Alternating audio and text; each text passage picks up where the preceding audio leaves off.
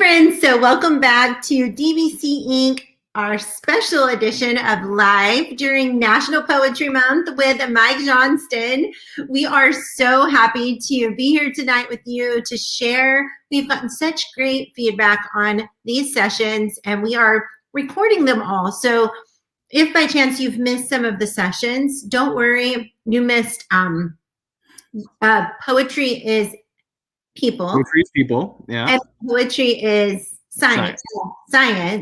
And tonight you're getting Poetry is Social Studies. So we are so excited. Mike, do tell everyone who you are, what you do. Tell them a little bit about your brand new book, which if you want to check it out, you can check it in the links above and below this video. But Mike, do share. So I'm Mike Johnston. If we're just meeting for the first time, it's super nice to meet you. I am the very proud author of You Are Poetry, which is a book that I'm holding it, which still feels surreal to hold it. But it's been a great opportunity to interact with a whole bunch of people in a whole bunch of places. And it's a resource book that helps educators of all stations and subjects bring poetry into the forefront of how they do things and really see poetry in a different way. Which is kind of a passion of mine. I've really been pushing poetry education for a while. I do slam poetry and spoken word as sort of like a pastime, but the real passion is bringing this to students and other people. That's where we're at. That's the mini intro. I love it. I love it. We are so excited and thrilled how many of you are picking up the book, trying it in your classroom, trying it in your staff meetings. I saw several that this past week. That was so exciting. And I know you talked a lot about how to integrate poetry into the staff meeting on the first session, which was a couple weeks ago. And I'm seeing more of it happening like in this past week. So that was really thrilling to see. If you want to follow along, you could check the hashtag You Are Poetry. And that's where a lot of people are dropping in their ideas of how they're doing it. Also check the hashtag National Poetry Month, because that's a fun one too. So Mike, go ahead. Sorry. I'm just saying I'm agreeing. It's been so great. It's I previous to this was not hugely into, like, I didn't do a lot of social media. So I have found it so interesting, the amount of connections and the amount of like sharing that, like the sharing that goes on.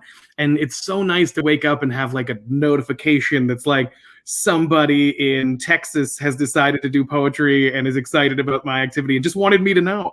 And it's super, super cool. And it's been that's part of the poetry bucket list for me is people using the things in this book and really feeling like it's meaningful. And it's been so great. So please connect. I'm all about it. So fun. So fun. I've really enjoyed these shows too. I found these ideas are just so easy to implement tomorrow. So if you are joining us, please do tell us who you are, where you're from. Even if you're watching this on the playback, that's fine too. We understand that a lot of parents are at games and putting kids to bed and feeding kids, and can't always catch it live. We are both parents and we get that. And so we're just keeping everybody calm right now. No, I'm just kidding. Mine is grown, but I know Mike has some littles. But we do want to get into our content today, which is Poetry is Social Studies. So Mike has prepared for you just some ideas he's going to be sharing. Also, keep in mind if you're watching this, no matter when you're watching it, put your ideas over in the comment section. There's no wait until a question is asked and put it over there. Like, you just fill up those comments. We love seeing them. And yeah, I'm going to turn it over to Mike and let you take the mic again and share Poetry and Social Studies with us. Absolutely. I really appreciate that. Thanks so much. As always, it is my goal to take just a few minutes here and really throw some things at you that I think that have really worked for me and have really been impactful for me. And I really hope that they can work in a really immediate way for you, because again, like I mentioned, my real passion here is changing the way that we talk about poetry, changing the way that people view poetry, and really taking it into more of an emotional literacy context. So that's what I'm hoping to do tonight. Oh, hi guys, good to see you. Yeah, the hairdresser's chair. Yeah, that's me. That's important. That is important. If I wasn't bald, that's what I'd be doing right now as well. So my biggest thing is that I'm pretty excited for poetry and social studies because I feel like a lot of the work has already been done for me to prove that this is true. And, you know, whenever I have people who are like, I'm a social studies teacher, poetry is not really in my wheelhouse. I mentioned to them that maybe they've never heard of a little musical called Hamilton, which I am a gigantic fan of. And started out as kind of a joke when Lin-Manuel Miranda first presented this to Barack Obama. He got laughed at, and he was like, "No, seriously, these two things exist together." And now, I don't know if you're familiar with Hamilton, but it's doing pretty well. It's doing okay. You know, a little mom and pop organization that really made it big. But it's interesting because, you know, I have a 6-year-old at home who can tell you about the Revolutionary War from like a human and political and geographical perspective, which is massive. He also knows every word as we sing along to in the car, which is great. And I think that that's really meaningful because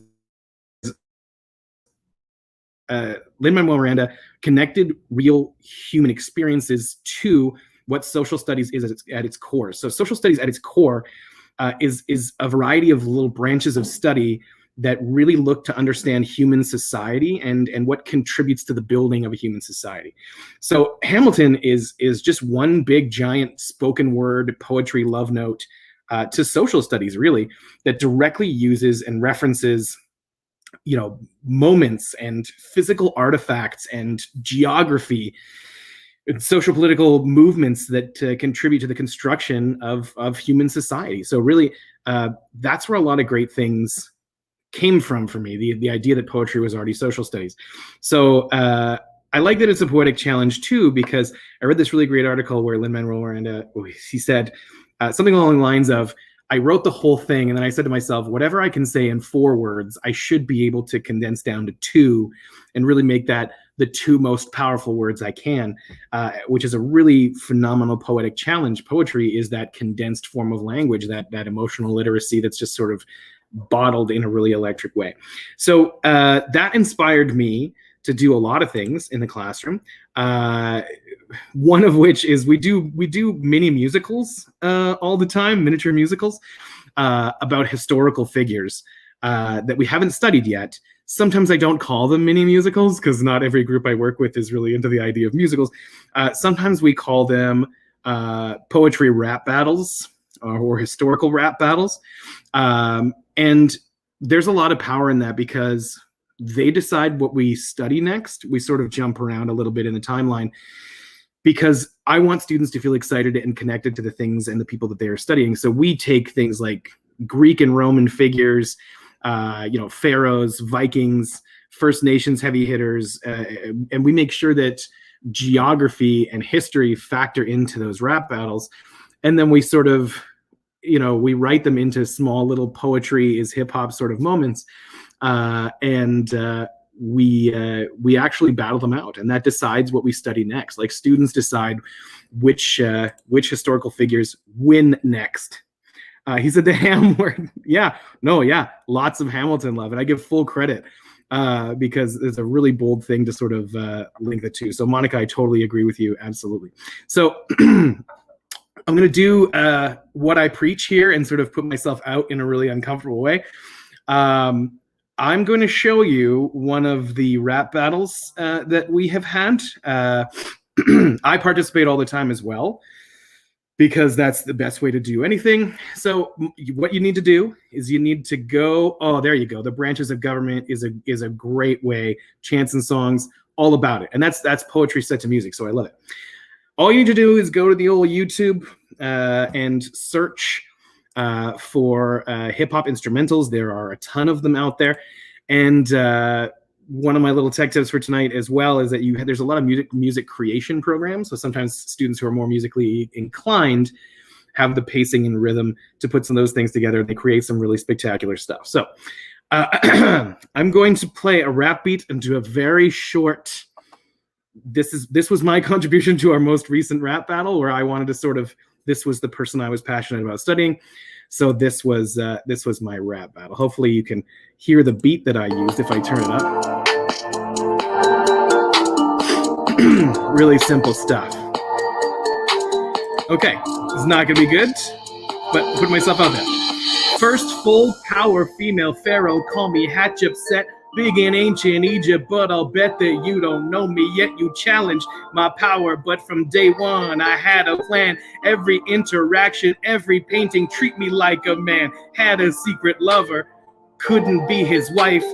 Dug a tunnel through a mountain to be with him in the afterlife. And that's all it is. So that's it's really simple. Not my calling by any means, for sure.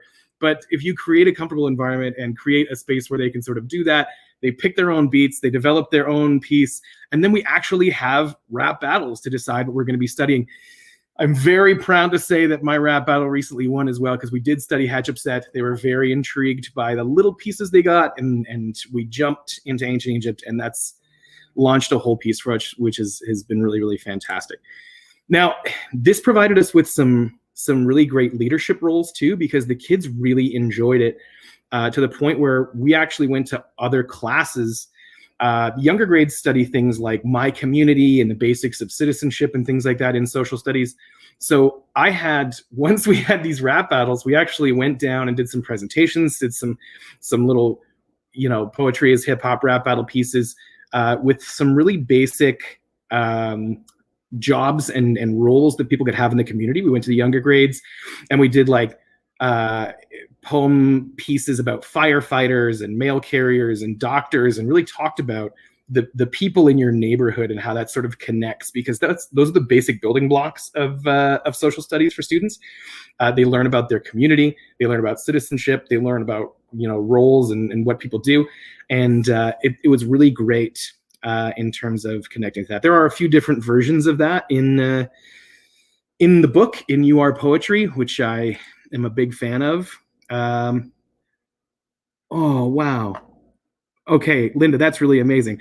Sorry, I'm trying to do too many things at the same time. Linda, that's really great. I really appreciate you sharing that. As a giant Taylor Swift fan, totally unabashed about it. I think she's fantastic. I think that's really great. One of the things I wanted to share with you for Poetry Social Studies is an activity that's not actually in the book, but a poetry activity that we sort of launched anyway, but because it happened sort of during the editing process and we just didn't have time to put it in. We did a podcast, which I can't tell you enough how important it is to do things that are outside of your comfort zone. I have never done a podcast before as an educator, but luckily there are so many great educators, especially in the DBC family, that do podcasts, and I sort of fell in love with the idea. So I challenged students to create our own podcasts, and part of that was I challenged us to try and figure out the technology of it together. We used a really great technology called WeVideo, and super user-friendly, and they dove into it. So the project is, I had them write the poem of their bones. The poem written in their bones is what the podcast was called, and they actually had to do story research by finding people who could talk to them about any aspect about their past, any aspect of their ancestry, and see if they could connect it to some of the really important tenets of social studies. Like you have to connect the story to geography. I want you to find important moments in your own past that we could pin to a map, which we actually did. Once we had the project done, we took these important moments the students found and we put pins up in the map to show that in our homeroom, there was all sorts of pins everywhere from right here in Manitoba, where we are right now, to they had stories about being back in Italy and, all these different spots. And one of my favorites really, really got huge for me. So I'm going to give you this example. One of my students went home and interviewed her parents. And while she was interviewing them about the poem in her bones, they told her a story she had never heard before about how everyone in her family is left-handed and how that is what made them famous. And they actually did the research together as a family, because everyone in her family being left-handed was a mutation that is particularly linked to her clan. Now, her clan became so famous that people wrote poems about their clan, because what they did was, in their castles, because they were all left-handed, they would build spiral staircases that went the opposite direction of what they normally went. So that gave left-handed people tremendous advantages because they would let people chase them up the stairs and then come back down with their swords with their left hand, and the people chasing them would have no means of defense. So this student made an incredible podcast and made connections to poems that were already written about her clan and family. And the whole thing was about connecting personal story with physical geography, with the storytelling of how these things come down generation to generation. So we took the social studies aspects of physical geography, we took the aspects of storytelling and oral traditions, and we wrapped it all in this great technology podcast piece, which was one of the best projects I've ever done. So I fully endorse that if you have the time to do that. Really don't hesitate to have students find people who can talk about them in ways that are before they even knew themselves, or even like the history of where their blood and their bones and all of this come from, because discovery of those pieces really made them more adept at wanting to learn about history in general connected to those pieces. After we did that, we did a really great visual poetry piece. So I like to do visual poetry because visual poetry is where you take a huge experience and condense it into a very small visual aspect. We did something called, for Black History Month, we did Black Take Action figures, in which they had to select an important figure in Black history and talk about what their impact was. But they only had the space of an action figure. So they actually had to like physically build an action figure and then tell the story of their impact just on the box, right? And just in the things they included. So part of what they included was like you had to include 2 accessories and then talk to why those 2 accessories are important, because we talk a lot about artifacts, right? So the Black Take Action Figures project was immense. It was so great, and the students were so proud, and it was featured in a couple of different spots, here at a local level, and they really were really proud of the work that they had done, trying to take massive impact stories, socially important stories that matter to the fabric of the society of what we are, and condense them into something really visual and beautiful. Yeah. Sean, it was so fantastic. So if you go onto my Twitter, there's pictures of it, and I'm happy to share the resources too. It was super, super meaningful to them. If you're somebody who wants to be more traditional in your take on poetry in social studies, I would urge you to look at the poetry that does tell the story, right? I mean, recently we were super lucky to have an amazing poet, Amanda Gorman, who took a huge moment in history and spoke at the inauguration. And if you are somebody 100 years from now, you can do the work of social studies through that one singular poem, right? If social studies is about understanding human society, that poem tells the story of the heartbeat and the pulse and the feeling of human society at this point. And it has a lot of echoes about where we came from and where we're going. So sometimes it's just as easy as choosing a really great piece and sort of pulling that apart for what it is.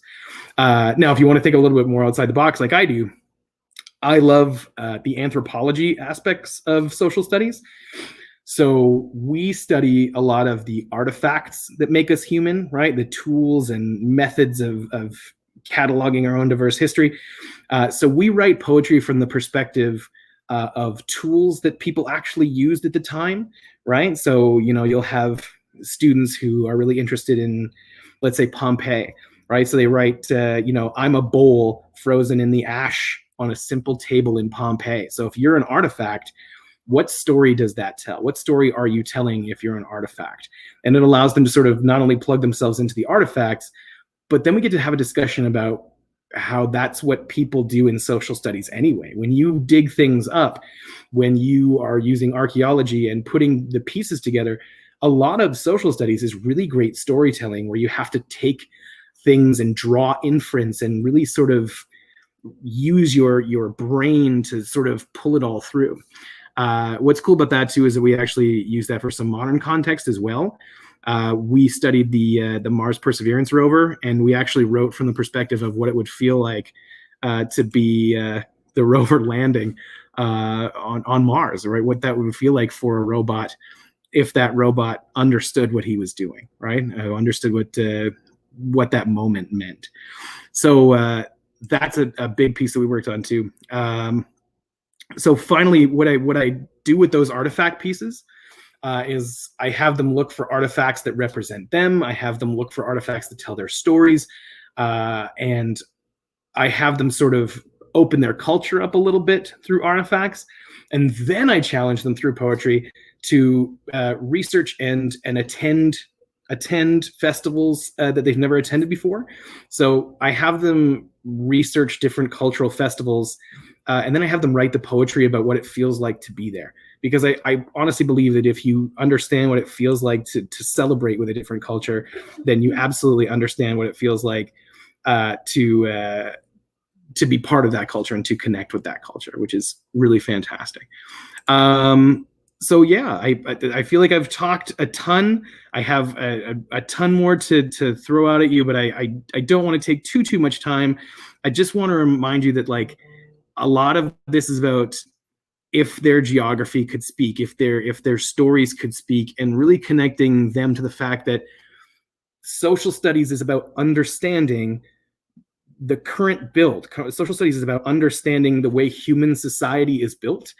And the first thing that you need to do is connect them to the idea of that. They are building that human society. They are a part of that in the most beautiful ways. And if you can connect them to the emotionality of the people who have come before them and their own importance in that story, then that creates a really great connection to the way that society is being built that really gets them involved and makes them feel their importance, but also connects them to, research and geography and really understanding the stories of the people who came through before them. No, very true. I love all of that. And I think it's so important too, because I feel like what you're saying is by doing this, we're helping our students to develop empathy. I mean, really, on a really deep level.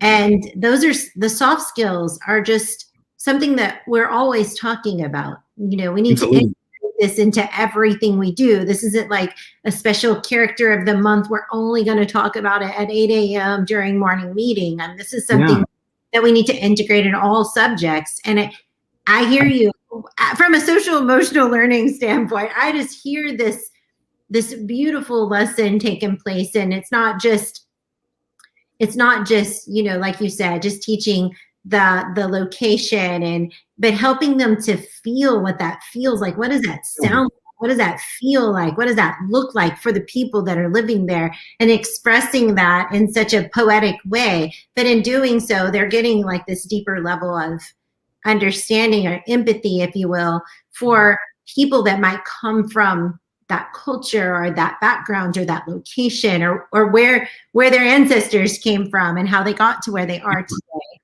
So, well, social studies, like that's the big question. Like how did society get built the way it does? Like how do all these pieces come together, and where do you fit in that, and where have the people who come before you fit in that? And connecting to that on an emotional level and having that emotional literacy piece is super, super key, not only to understanding the past and what brought us to now, but understanding what factors we can sort of work on to bring us to a better tomorrow through that study of how we got here.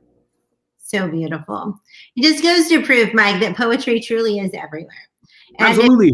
I think every time we could probably end the show with that phrase, because I feel like it just gets proven more and more every time we have these shows. And so I'm loving it. And I'm loving that so many of you over in the comments, Linda, Sean, Monica, all of you that have joined us tonight are just saying, yes, like these are great ideas. I can do this. And I can see my preschool students doing this, and I can see my fifth grade. I love that. Yeah. Pre-K, good for you. That's awesome. It's so exciting. So if you do try some of these ideas, keep in mind we say it's National Poetry Month just because that's what the nation is saying. But I think Mike's saying it's like Poetry Day every day. For me, it absolutely is. Yeah. I mean, I like that we have a poetry month, but like poetry every day for real. Yeah. Yeah, it's a poetry year, okay? And so if you come across some of these ideas, you're trying them in your learning setting, no matter what that is. We had some admins sharing how they were using poetry in their staff meeting. So no matter your learning setting, if you're trying some of this, use the hashtag #YouArePoetry. We are checking that hashtag pretty regularly. Of course, Mike is checking it every day.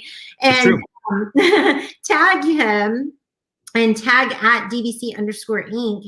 His handle is, you want to tell him your handle, Mike? It's at YouArePoetryEDU. YouArePoetryEDU.